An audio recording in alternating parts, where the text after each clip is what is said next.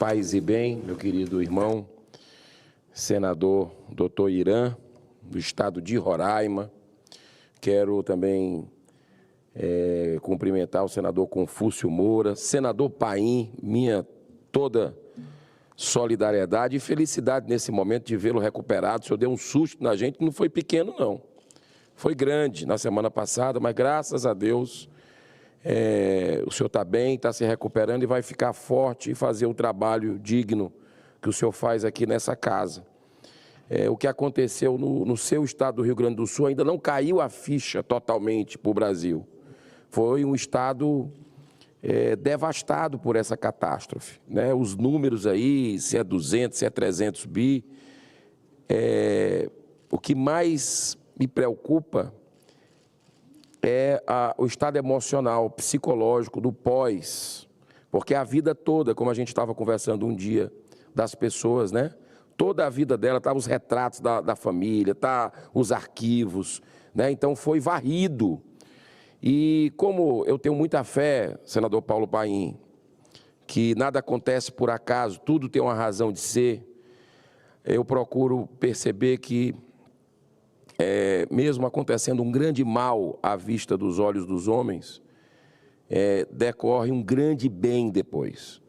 O que a gente está vendo de solidariedade, não apenas entre gaúchos e gaúchos, mas, sobretudo, entre os brasileiros e até comunidades internacionais, pessoas brasileiras que moram fora, pessoas que são de outros países também, que não são brasileiros, que se mobilizam.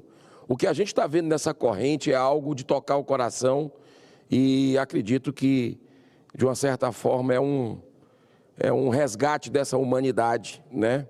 Com relação ao materialismo, com relação, acho que isso aí vem para nos tornar mais fortes e conte sempre conosco.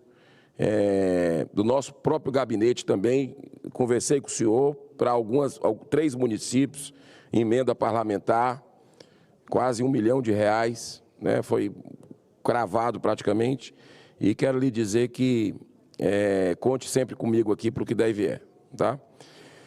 Eu queria, senador, meu querido irmão, doutor Irã, cumprimentar quem está nos visitando aqui na galeria, né? Pessoas aqui que estão sempre vindo, se aproximando da Casa Revisora da República,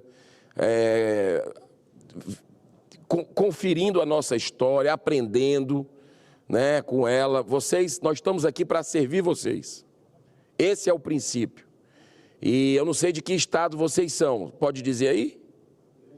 Rio Grande do Sul, ó, gaúcho, ó, senador Paim. Aí tem. Senador Paim, do Rio Grande do Sul. Conterrâneo ali, Paim. Paraná, Santa Catarina, Rio de Janeiro, São Paulo, Opa, olha lá, Amazonas, Manaus, Amazonas. Que beleza. Sejam muito bem-vindos aqui, inclusive os brasileiros que estão nos assistindo, nos ouvindo agora, pelo trabalho sempre muito competente da equipe da TV Senado, Rádio Senado, Agência Senado.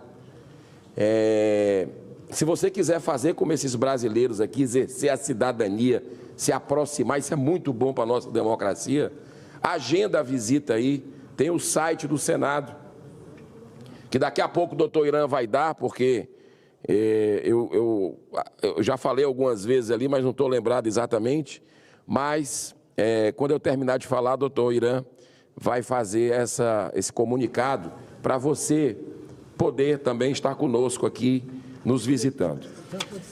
Mas, presidente, eu vou falar geral, hoje... Quer que eu vou passar logo? Passe, boa. www.congressonacional.leg.br/visite. Serão todos muito bem-vindos. E meu conterrâneo lá do Amazonas é de onde? Manaus. É de Manaus? Eu sou senador por Roraima, estou lá há 42 anos, eu sou médico, mas eu nasci lá em Tefé, lá no Médio Amazonas. Pronto, então dê um abraço a eles lá e no prefeito Nicos, que é meu grande amigo. E meu primo também já foi prefeito lá 2 vezes, Sidônio Gonçalves. Um grande abraço, Deus te abençoe. Amém. Eu vou falar hoje aqui sobre vários assuntos que estão inquietando os brasileiros.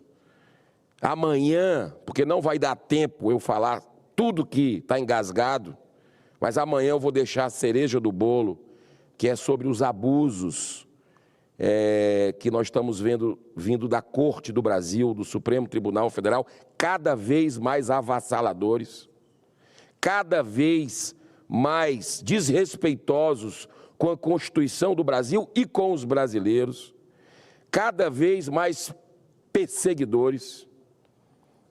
E eu não posso ficar calado, porque senão eu coloco a cabeça no travesseiro e não durmo, vendo os abusos que estão acontecendo dia após dia, vindos especialmente com relação aos inquéritos que não têm fim. Pessoas, brasileiros que não têm o foro no STF, que estão sendo arrolados para lá e que estão sendo absolutamente aí injustiçados, humilhados, intimidados, repito, perseguidos. E isso vai ter que ter um fim. Isso vai ter que ter um fim. Isso passa por aqui. Água mole em pedra dura, tanto bate até que fura. São vidas destroçadas pela decisão de um ministro. Claro que os outros também fazem parte, porque a gente não vê vozes distoantes, como deveria ser, como deveria ter, mais clara para a sociedade. É como se referendasse às arbitrariedades vindas do Supremo Tribunal Federal e que tem devastado famílias inteiras nesse momento, porque nós vivemos uma ditadura da toga, e amanhã eu vou falar sobre isso aqui, no Senado Federal, trazer novos dados, novas aberrações de brasileiros presos que não tiveram ainda o processo julgado, definido, estão com recurso. Alguns que fugiram dessa ditadura.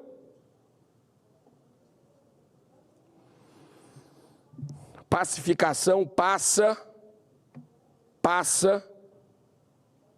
porque a gente fala em pacificação, mas ela passa por bom senso, por serenidade. E não vai ter outro caminho que não seja a anistia desses abusos que estão acontecendo no Brasil. Mas eu vou falar também, senhor presidente, eu quero começar, porque eu estou chegando agora de Maceió. Fui a Fortaleza no final de semana, mas domingo dei um jeito aí, pegando conexão em Recife para ir, para voltar para Maceió, assistir a final da Copa do Nordeste, que é o grande campeonato da nossa região, tradicional, e que os clubes cearenses chegaram a 6 finais consecutivas. Ceará e Fortaleza. E ontem, o Fortaleza foi tricampeão da Copa do Nordeste, num jogo dificílimo, lá no estádio Rei Pelé. Eu estava lá, e o CRB, que foi o clube alagoano, que fez mais pontos durante a competição, teve a final lindíssima, com um espetáculo bem nordestino, uma coisa de arrepiar. Eu quero parabenizar a organização, parabenizar todos que nos receberam lá, um evento totalmente pacífico, na paz. Fomos muito bem recebidos pela torcida do CRB. Quero agradecer os dirigentes também, toda a torcida. E é assim, nós podemos ser adversários dentro do campo. É como na política, temos ideias antagônicas. E o futebol temos paixões diferentes, mas nós jamais seremos inimigos. Jamais. Porque nós somos irmãos, filhos do mesmo Deus. E o espetáculo ontem transcorreu assim. E o CRB valorizou muito o tricampeonato do Fortaleza, reconheço que jogou melhor, tanto é que venceu a partida. Fortaleza tinha ganho de 2-0 e o CRB foi lá e fez 2-0 no jogo de volta. O primeiro de ida foi no Castelão. E nos pênaltis, o Fortaleza conseguiu a vitória. E o interessante é porque é uma sina que acaba. Porque o Fortaleza tinha sido eliminado em decisões importantes, recentes, na sua história, pelos pênaltis. E acabou essa sina. Quero parabenizar o presidente do Fortaleza, Marcelo Paes, da SAF do Fortaleza, o presidente do Fortaleza, Alex Santiago, da instituição, o técnico Voivoda, o presidente do conselho, Wendel Regadas. Esse trabalho feito com muita responsabilidade, que eu tive a oportunidade de colocar um tijolinho lá em 2017, quando a gente ainda estava na Série C, e durante a nossa gestão, com esse grupo todo ajudando, nós conseguimos passar para a Série B e de lá, no ano seguinte, já para a Série A, no ano do centenário. E é só alegria, só gratidão a Deus, que ontem foi muito, como sempre é, bom, justo, fiel e misericordioso. Mas, presidente, eu tenho que falar de pautas bombas essa semana. Nós vamos ter aqui amanhã, senador Confúcio, cigarro eletrônico como prioridade dessa casa. Por favor, por favor. É uma arma química. A gente ouviu os especialistas, uma audiência pública, dezenas de especialistas. E vamos ter também, quarta-feira, outro prenúncio de tragédia social, que tem demonstrado que é jogo de azar, que é jogatina, que é a volta de bingo e de cassino. Já falei aqui algumas vezes, mas eu quero apenas alertar a população que temos essas pautas bomba nessa casa, uma na comissão amanhã, que é o cigarro eletrônico, Comissão de Assuntos Econômicos, e outra na CCJ, que é a questão da volta de bingo e cassino no Brasil, que é uma porta aberta para a corrupção, lavagem de dinheiro, destruição de família. Só aquelas apostas esportivas que nós aprovamos no ano passado, contra meu voto, e eu avisei, só não sabia que ia ser tão rápida a tragédia, já é R$100, são R$100 do Bolsa Família consumidos pelo brasileiro com aposta esportiva. É uma tragédia, é um absurdo o que está acontecendo. A gente não pode aumentar isso. É nosso dever, nossa responsabilidade. E eu espero que esse Senado diga um não para a jogatina ser ampliada na nossa nação. Senhor presidente, eu também gostaria de falar da manifestação que teve ontem em São Paulo. Manifestação bonita, feita pelo Space Liberdade, Kevin, Samantha, alguns parlamentares, desembargador corajoso, Sebastião Coelho, estava lá Marcel Van Hatten, o jornalista Marco Antônio Costa, Adriles, vários outros, que é esse o caminho para o Brasil. Rua, manifestação nas ruas, voltarmos às ruas contra tudo isso que a gente está vendo aí. Essa inversão de valores completa no Brasil, onde pessoas condenadas em corrupção por 3 instâncias estão mandando e desmandando, e o Supremo Tribunal liberando e punindo quem prendeu essas pessoas, quem fez um trabalho correto, respeitando a lei. Nós temos que nos manifestar contra a irresponsabilidade desse governo Lula, perdulário. E eu quero falar aqui sobre um escândalo que está para se desenrolar. Aliás, já houve o escândalo. Falta agora essa casa e a Câmara dos Deputados, que já está se movimentando, ambas as casas, que é a questão do arroz, da compra do arroz, da importação do arroz, que já azedou. Não é porque nós estamos em festa junina, o arroz azedou. E eu vou explicar por quê. É uma operação, senhor presidente, muito suspeita, que pode se tornar um escândalo sem precedentes na história do Brasil. Dessa vez envolvendo um leilão emergencial de arroz. Nós precisamos antes recordar um pouco o currículo do PT e seus aliados nos últimos anos. Em 2005, ainda no primeiro governo de Lula, o ex-deputado federal Robert Jefferson denuncia e mostra as provas de um esquema que passou a ser considerado como mensalão, pois se resumia ao pagamento de uma gorda mesada aos parlamentares que votassem com o governo no Congresso Nacional. Como resultado das ações penais movidas pelo STF, 20 pessoas foram presas, incluindo o principal operador do esquema, Marcos Valério, através de contratos superfaturados de empresa de publicidade.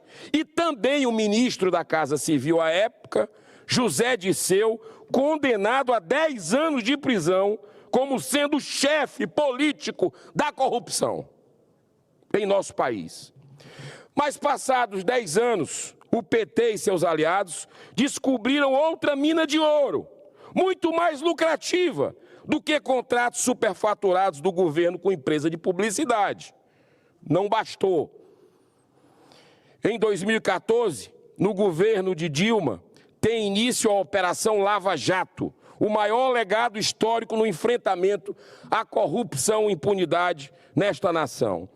Em 79 fases, durante 7 anos, promoveu 244 ações penais e condenou à prisão 560 pessoas, incluindo dezenas de políticos e empresários muito poderosos, mas também muito corruptos, com destaque para Lula, que foi condenado a 12 anos de prisão em 3 instâncias do Poder Judiciário. Temos que lembrar isso todo dia. O chamado Petrolão, que, segundo o levantamento do próprio TCU, desviou 29 B de bola aí de índio, bilhões de reais do seu dinheiro brasileiro. Fez o mensalão virar fichinha, pois movimentava apenas milhões, entre aspas, claro. Agora é em bilhões. Para termos uma ideia do nível estratosférico da corrupção, o engenheiro Pedro Barusco, gerente do 3º escalão da Petrobras, devolveu 500 milhões de reais em colaboração premiada, roubados do povo brasileiro. 500 milhões. Depois foi dito que ele foi indicado pelo Lula. Foi perguntado. Olha só, a degradação foi tanta que levou a Odebrecht, uma das maiores empresas do Brasil, a ter que implantar um departamento específico para administrar propina. Agora estamos diante de um novo caso, por enquanto muito suspeito, em função da catástrofe que afeta nossos irmãos do Rio Grande do Sul, que é disparado o maior produtor de arroz do Brasil, atendendo 70% do mercado. O governo federal decidiu promover um leilão emergencial para aquisição internacional do produto. A princípio, poderia parecer uma medida correta de prevenção para que não faltasse arroz na mesa dos brasileiros.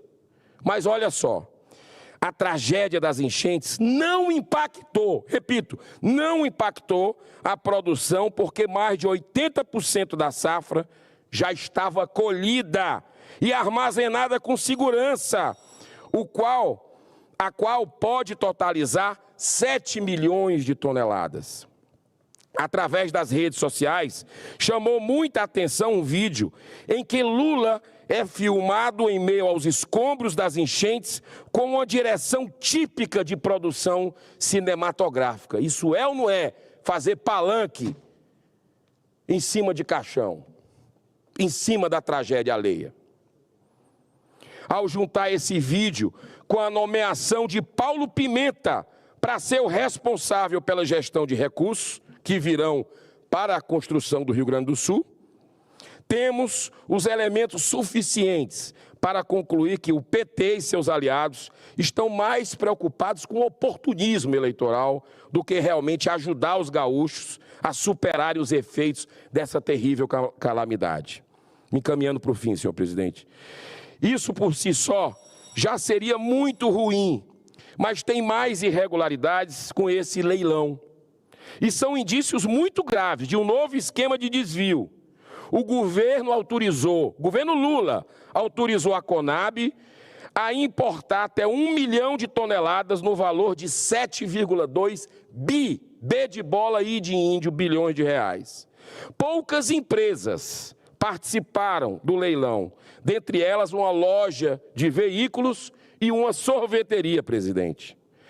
Um mercado de Macapá, no Amapá, chamado Queijo Minas, arrematou 6 lotes, no total de 147 mil toneladas de arroz, a um custo de 736 milhões de reais. Esse mercado tinha um capital social de apenas 80 mil reais. Se o senhor me der mais 2 minutos, eu prometo encerrar. Mas foi alterado, olha só, capital de 80 mil reais. Olha o pulo do gato aqui.